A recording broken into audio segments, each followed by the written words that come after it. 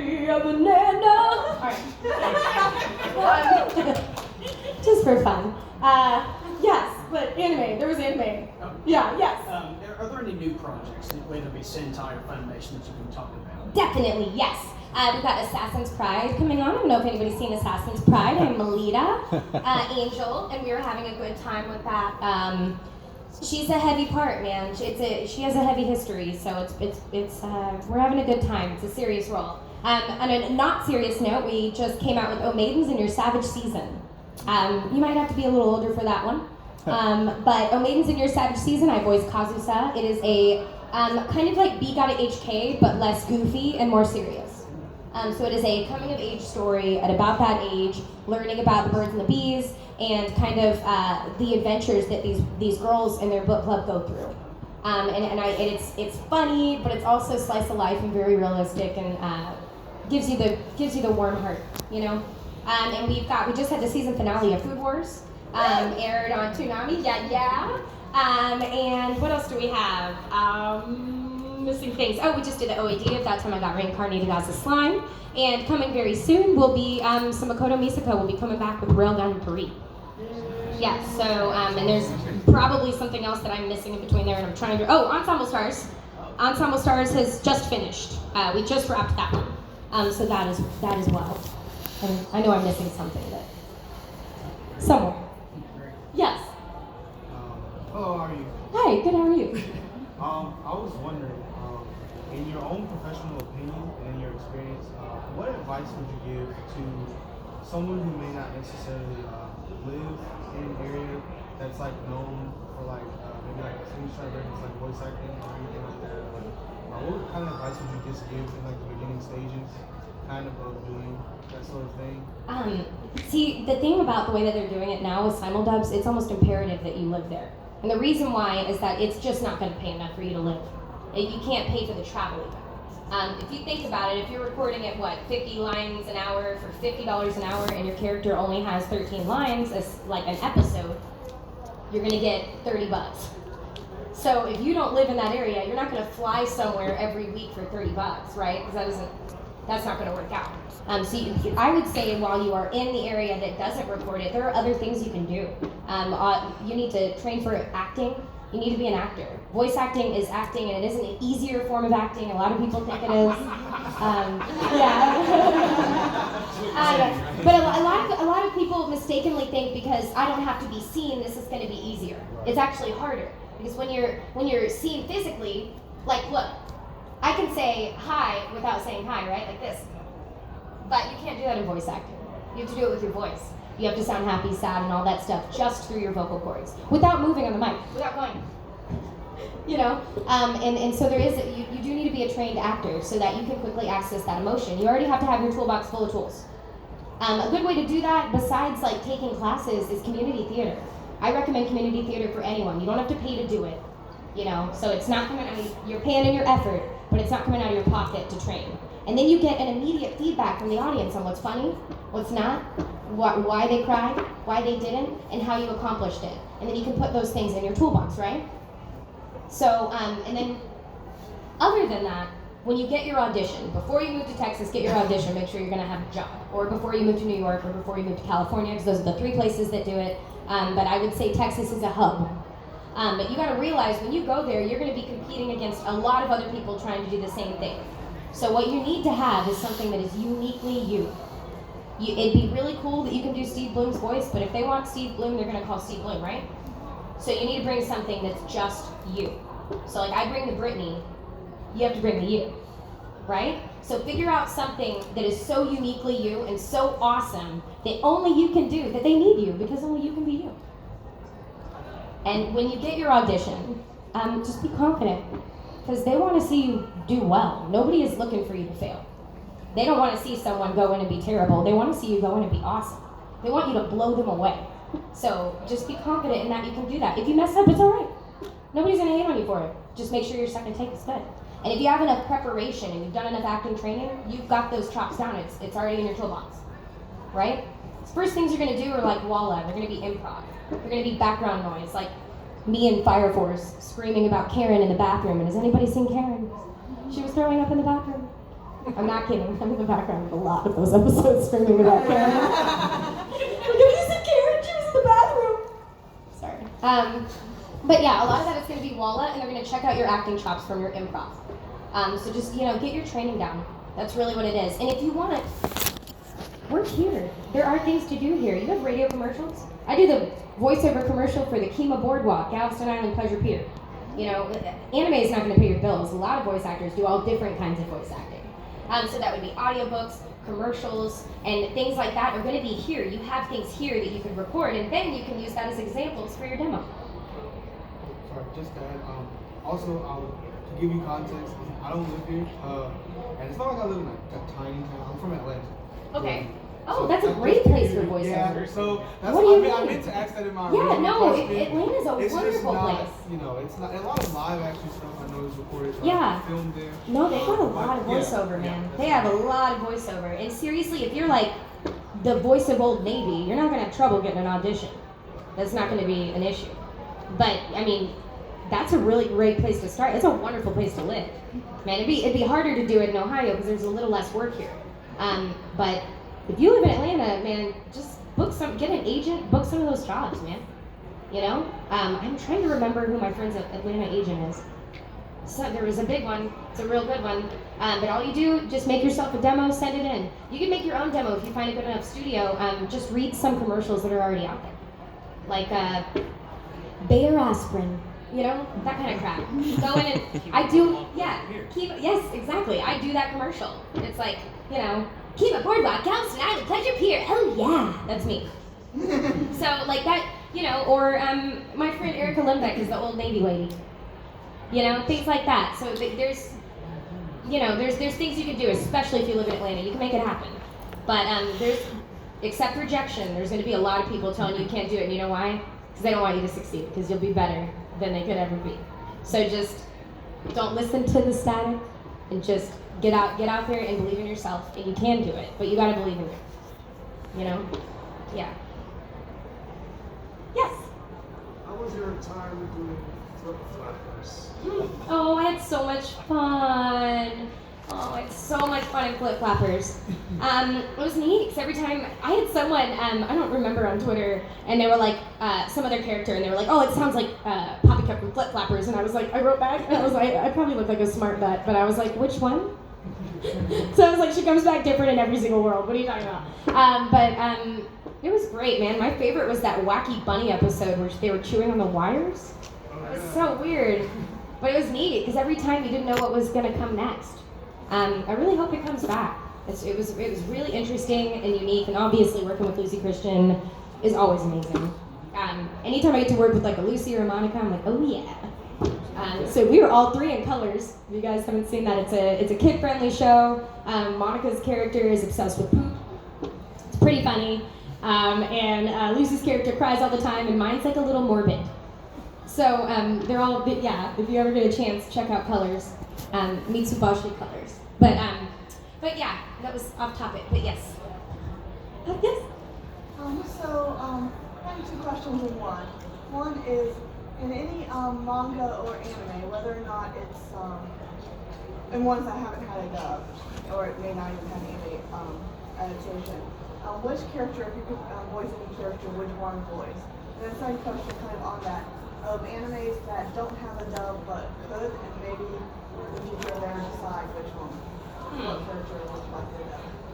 I don't know, because of like the schedule that we have, I don't really know of what anime is out there that isn't currently being made. And the reason why is because I'm trying to do as much research as I can with stuff that I'm already working on, so I can have some kind of background. And with simuldubs, you don't know anymore what's going to happen from day to day, from episode to episode. And so like right now, I was just recently the lead in 4 shows and principal in like something like 8. And so trying to catch up on all that manga doesn't leave me a lot of time to know what's gonna happen, what's gonna come out, and do that. I wish that I had more time for that. But really, I want to be in anything I can be in and anything that I'm right for. I mean, as an actor, you're not right for everything. That's one of those things. You're gonna audition 50 times before you book one thing because it's not that you're not good. It's just someone else is better for this role. And so you know, it's kind of a gamble. That's part of acting. That's part of taking that rejection that I was talking about earlier and alluding to, is that you got to just be like, oh, once you throw in an audition, Dawn Bennett just recently put it a really good way. She said, I think about it as a bird. I set it free. If it comes back to me, that's cool. If not, it's free, right? So future projects, I mean, I would like to be a part of a lot of things, but it just depends on what I'm writing for and what they audition me for, and if I'm in town for it, because a lot of it has to do with that. But I am looking forward to a new season of Haikyuu, because Yachi is awesome, and hopefully some new Food Wars and stuff coming up. We're gonna have the main of this movie, and some new slime and some new railgun. So hopefully it'll be a really good season. But yeah, I'd always love to audition and try to be something new and be in something new at any point in any opportunity that I can. Yeah. Yes. Do you have a starstruck story? Yes. I paid the most money I've ever paid for an autograph because I met Tim Curry. Yes, I heard the story. Yeah, my husband was like, you did what? How much?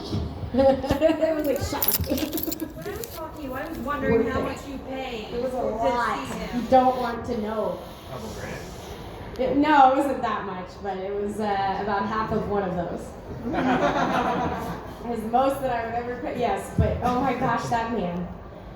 Because Rocky Horror is one of my favorite things in the world, which, thank you, Chris Ayers, because I wouldn't know about it if it wasn't for him. But that experience is one of the greatest experiences in my life ever, to this day. And watching Rocky to train was like, oh my God, I love this. And I'm not really a super It fan. I snuck behind the couch when I was a kid and watched it underneath the coffee table, and I was terrified. And I didn't even want to take a bath by myself. And I was I think it was 7 or 8. I was too old to be afraid of taking a bath. And I couldn't tell my parents that I'd seen it because I saw it from behind the couch. So they just didn't understand why all of a sudden I had this crazy fear of the drain. So it terrifies me, honestly. But that's just because Tim Curry is that good. But yeah, I was really starstruck meeting Tim Curry. And also, pretty much anybody from my child reading Rainbow. I mean, I was like, you taught me to read. But yeah, anything like that. It's really surreal for me. I when I was a kid, I didn't watch a lot of anything. I was pretty much allowed to watch Mr. Rogers and Wizard of Oz, and that was pretty much it. And I could have an hour of TV. So I wasn't one of those kids that was raised in, like a lot of kids are these days or have been in the past, and which is why we have this subculture. It was kind of foreign to me. I was allowed to read, so I just read a lot of books. But I'll tell you what, I can speed read a book. I read a book on a plane. I read a novel on a plane. I just. The most recent one was it's A Stranger in the House, and it was very good. What was the one before that? I don't know. I'm just starting to leave them at the airports. Because I have so many books and I just keep collecting them, and I just leave them somewhere, and I'm like, somebody has a book this way, because they do the read and return, but they won't take them because I destroy them. And I don't really want money back. I'm just trying to pass them on. But yes, The Stranger in the House. It was very good. Yes, I've seen it. But yeah, so I just wasn't. I didn't grow up on all the Power Rangers and all that. My parents didn't want me watching them on TV when I grew up. So I grew up on Wizard of Oz. I used to try to fit my golden retriever into a basket and be Toto, and I had red shoes and I would hide under the table, and that was that was where Oz was. And I had a yellow heating blanket that was broken, and that was my yellow brick road. And I dragged it around the house. There's pictures of me as a little kid, holding just my poor golden retriever, just holding my golden retriever, yellow heating blanket, red shoes, and my PJs. Being, yeah, my college dorm room, if you had just gone in, you'd be like, oh, this is a gay man, and then you're like, oh wait, that's you, because there's so much Judy Garland plastered on my walls. It was Judy Garland everywhere. I always idolized her. She's just, her voice, nothing like that to this day. But yeah, yep, yes. So anchovy pizza is cool, but just one anchovy. I know about your background in musical theater. Was it getting the voice of Karen Aijo, Starlight? Yes, that's that. I was saying that too when people were asking about it. It brought me back to those days, and and I know that it's more of a fantasy type deal and there's a lot of fantasy to it, but it also had a lot of stage dynamics and the competition. And when I went to college and was in Stuart Oster's musical theater lab, it was very much like that. Like, we respect each other, but we're all here to kick each other's butts and be better than everyone else. And that's why we're here. And it was healthy competition, but it was fierce competition. And the acting world in general is that way. You know, it's everybody's trying to get that same work. Everybody wants the same work. You know, and sometimes you're better than the rest, and sometimes you're not. Sometimes you fail, and sometimes you don't. But that very much brought me back to those theater days. It did. Yes. I feel like I'm trying to chug this coffee, but it's strong and all mushy. Yeah, that concept. Okay, so we got an HK, really good at it now. What would you say like that, like, because there's a lot of jokes in there. I mean, what would you say that like rates in like terms of like the funniest stuff you've had to say? It's very funny for Oh me. yeah, oh no.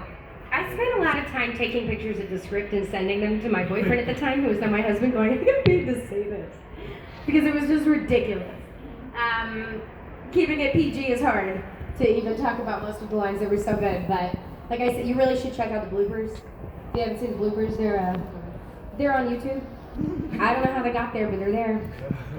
I was like, Zach, you recorded that? Like, I would say some really terrible stuff. I guess if you go check out those bloopers, you can see the real Brittney. There's a reason why they cast me in these roles. It's not a matter of it being comfortable for me, it's a matter of I'm gonna love this. But yeah, I just had a great time with Yamada, man. And she was written so well, you know, that it was, I feel like Yamada was an American girl before she was even voiced by an American girl, if that makes any sense. She has blonde hair, she's a foreign exchange student, she is just the way she talks and the things and her goals that are so misleading, you know, or misguided. I always thought she was an American girl, and I think that the script that they did with the totes and the for realsies, the friends with Bennies, just made it more an American girl for me, and I thought that it was, it fit. I think the script really fit. And then the euphemisms for body parts that I just have never heard of, and now I have them in my repertoire. Like coming at you with the slats open, and things like that. I never thought that would happen, ever in my career, you know? And whenever you get a chance to do something like that, and it's in the script, and you're like, oh, this is cool. So I never want to change the script. I want to do justice to what's already done. You know, that it's not our job to change it. It's our job to translate it. That's it. Change it to a different language. But every now and then you get to put a little spunk on it. And that's fun. Like the Friends with Benefits was supposed to be, the song was supposed to be Friends with Benefits, and it was like, So when we went in to record it, I was like, let's do Friends with Bennies for the win. And that's kind of where that came from. Yeah. Anybody? Yes. Yes! So, do you ever get sad, like, when anime ends, like, with one of your characters? Oh, yeah. Wendy's a sore subject for me right now. Even when I sign the pops, I'm like, it's bitter. Because I don't understand. One Piece goes on forever. DBZ goes on forever. Why can't Fairy Tail? There's still stuff to do. You know? But I'm hoping that the 100-year quest will go on, and I'm just telling myself it's not real. I haven't accepted it. I'm in the shock stage of this. And I'm gonna just sit there and just live in that stage until it comes back, because I don't believe you. I refuse to believe you're gonna end such a good show that still has content. So just I think I'm hoping it'll come back like Makoto Misaka came back. I'm also hoping that one day we'll get some more Soul Eater. There is nothing like Soul Eater. Soul Eater has unique art, unique music, and Soul Eater for me wasn't really Soul Eater, in my opinion. It was too poppy. It was the lines weren't gritty. The art wasn't as dark, and that is what made Soul Eater to me. And so I want to see it come back in its true form, with the blood and the gore and the sketchy art style and the fighting and the screaming and I want that back in my life. So yeah, it's dark, it's gritty. If you see the art is so unique, and still to this day I've never really seen anything like it. Tokyo Ghoul got close. But I've never really seen anything quite like Soul Eater. In even Fire Force really isn't the same deal. It's an amazing show, but it isn't the same thing as Soul Eater. Nothing really to me embodies such a unique project. That music, I just like played in the background while I'm vacuuming, like, you know, in the sun, and the weather had personalities. That was so cool, you know. There's no reason that shouldn't be back. So, yeah. And then I can sign more of Death the Kid's face. Right on his face. Not symmetrical now. God, I'm a hater. No, yes. How difficult was it going from traditional dubbing to simul-dubbing? It is more difficult. It's one of those things now where, like, I didn't really call in sick anyway very often. I would go in to record and then my voice would be out and they'd be like, you can't do this, leave. And that's pretty much all that would ever happen. As an actor, you cannot afford to not be dependable. They won't use you if you stop being, you know, like, they pay for studio time. Studio time is expensive. They're paying for the studio, they're paying for the engineer, they're paying for the director, and then what, you can't bring it? So you're the icing on the cake. The cake's already been made. So if you're not the right flavor, they'll just go get a different one. You know, that's the thing about actors, they're replaceable. And so you just cannot afford to not be there and be ready and be good. And so simul-dubs make it a little bit more difficult. And it's like now, if you're like, hey, I'm feeling a little sick, they're like, how sick? Like, can you talk? They're like, wear a mask. I don't care. Come in. Because if not, you're going to be replaced by someone else for that episode. Kind of takes you out a little bit of the feel, and, you know, maybe the fans might be upset. But also, it's amazing to me the quality that they're able to create in such a short amount of time. And a lot of times people will get upset. Fans will get upset about little things. And it's like, guys, we're getting it and putting it back out there in a week. That is getting 35 actors in to record in 1 week. It is being translated, adapted into something that fits the flaps, and then time coded in that time as well. This is 30 people scheduling. All of that has gone into this. So, you know, it's no surprise if one little thing suffers because we're trying to push it out so quickly. And one of the reasons they started with simul-dubbing was to battle piracy. Because the piracy has been a real issue. Studios have shut down, you know, because of piracy. And that's why my main thing that I say about the sub and dub thing is that I don't care what you watch, just buy it. Because if you don't buy it and you download it for free, you're not supporting anyone. It doesn't matter. If you don't support the Japanese, it's not going to get made. So, you know, that's kind of that thing. But it is definitely, I think it's been harder on the directors. I think it has been harder on the actors. And it's been harder on the engineers because they're overworked, man. They're doing, you know, at Funimation, they're each doing like 2.5 shows. They're tired. You go in there and the face is like, you know? Now, Sentai does do a simul-dub type process, but they do 3 episodes at a time, and it's a much smaller game there. It's a much smaller studio. Sentai is more of like your fancy coffee house as opposed to Funimation being the Starbucks, if that makes any sense.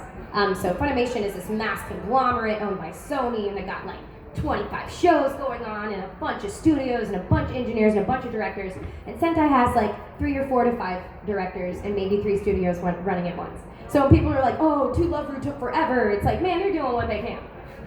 But I will say that it's still cool because both studios really care about what they're putting out. And don't ever think those studios don't care. I fit flaps in a neck in One Piece. Apis talks through her neck. And they zoomed it in 800% and I matched those neck flaps. It was like right here. I'm not even kidding. Now, if you don't think that's effort, you know what I'm saying? Like, we redo battle screens 4 times just so that it's the right length. So, you know, there's no lack of effort in there, but simul-dubs have definitely made it more difficult, more trying. I can't go do Black Star at the cons anymore because if I lose my voice, I can't work.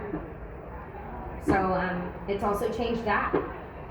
But it also changes, I can't go up anymore to Dallas as often, because now that they've separated them out, we used to do 12 episodes at a time, so even a small character would have 4 hours in that 12 episodes.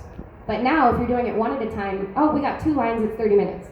Well, I'm not going to drive 5 hours for 30 minutes, so now we're Source Connecting. But I'm really grateful to Source Connect, because if it wasn't for Source Connect, I probably would no longer be in those shows. Because it's just not feasible. The gas costs more than I would be paid for. I'm thankful to Source Connect to make all the things possible, but it's more challenging, for sure. Yes? By Source Connect, you're doing this like streaming. Yes, Source Connect is a program that they have, so I will have the Funimation director in my ears, and there'll be a delay between our communication, but I am recording it in real time with them at Dallas, and I'm recording it in Houston with an engineer in Houston. So the engineer in Houston is running the session, the engineer in Dallas is running the session, and I don't know exactly how they go about it, but it is in real time. With a weird delay that makes it really awkward, because like if you laugh, it'll be in the middle of them talking. So it's always like, oh, that seems rude, but it's just a weird time. You're like, yeah, sounds good, yeah. Which makes it possible for your favorite actors from LA to be and Houston to be in your Dallas dubs.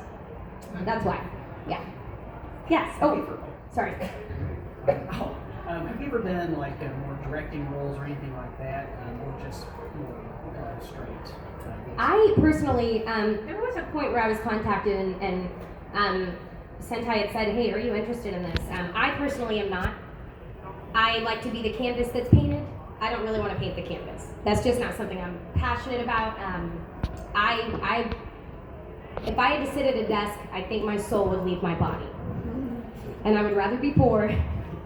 In my opinion, just for me, that's not where I want to put my creativity. I personally would rather, like I said, be painted than paint. So, yes? Is there any characters that you've done that change your perspective, maybe different ways of thinking, or like something that you do? There's a lot of times I get a lot of other actors that talk about these harem shows and these lewd shows, and I have a very different opinion on them. Because I think that it's the same sounds. You could literally take my sounds from Monster Musume and paste them into a slice of life show, and you wouldn't know the difference. They're both this. It's the same sound. It's the same sound. But that's just me personally. I'm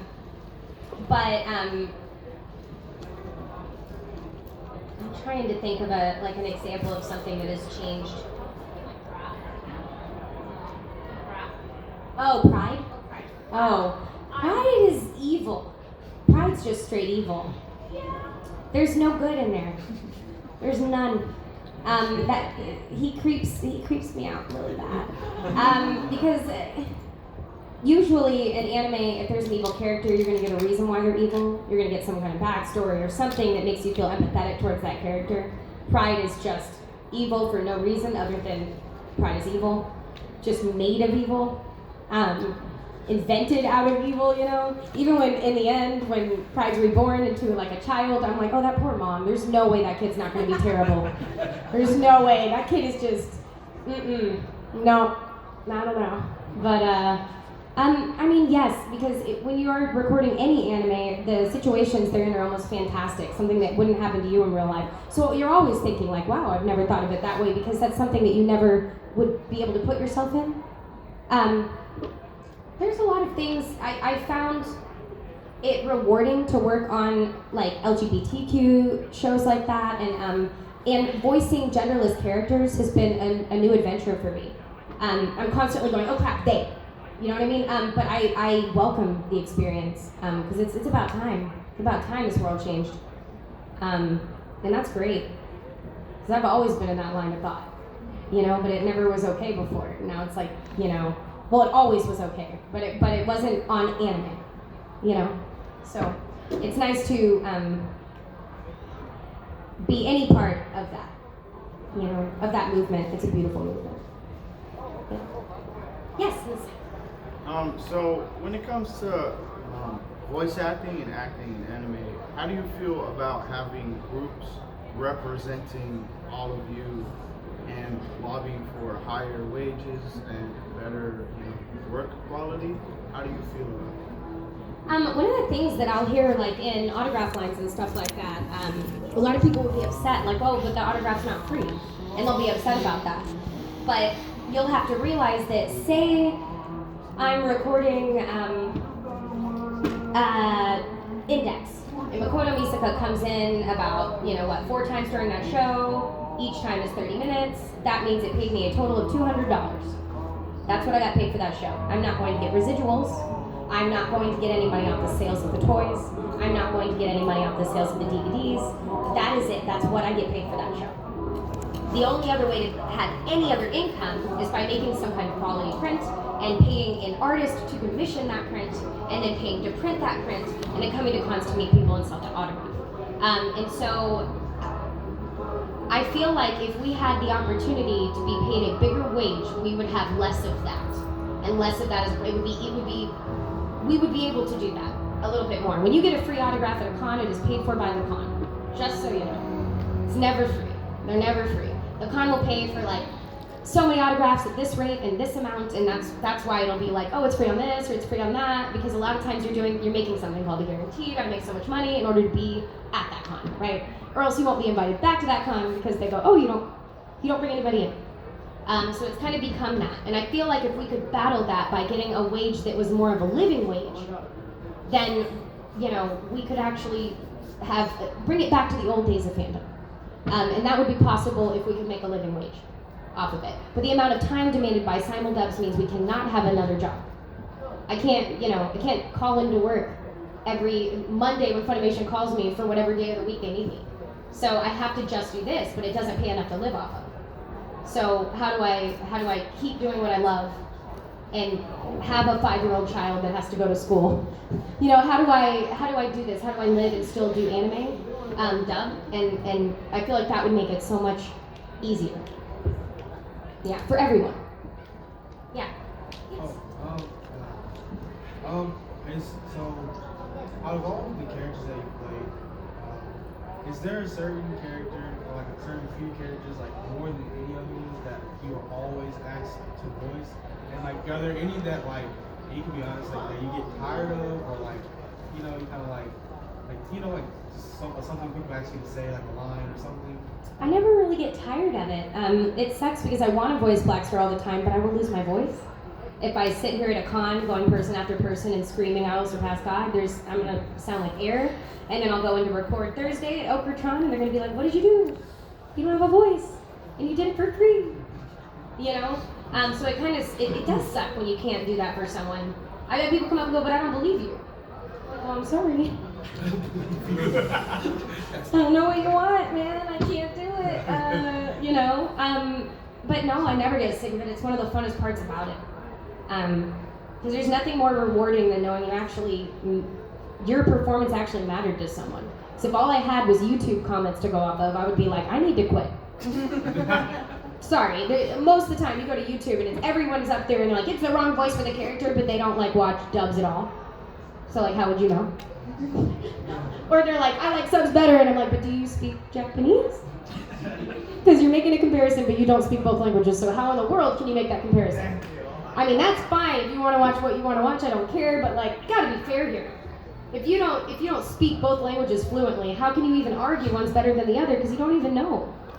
You couldn't know, But I don't, like I said, I don't care if you watch dub, I don't care if you watch sub. Honestly, Japanese Seiyu for Reamer is one of the most adorable voices I have ever heard in my life. She just tickles me. And there's so many performances that are just hands down amazing. But yeah, I guess this is just one of those things, One of those things. Can't make everybody happy. The people on YouTube all download their crap for free anyway. Oh, okay, sorry. We are flagged for time. Last question.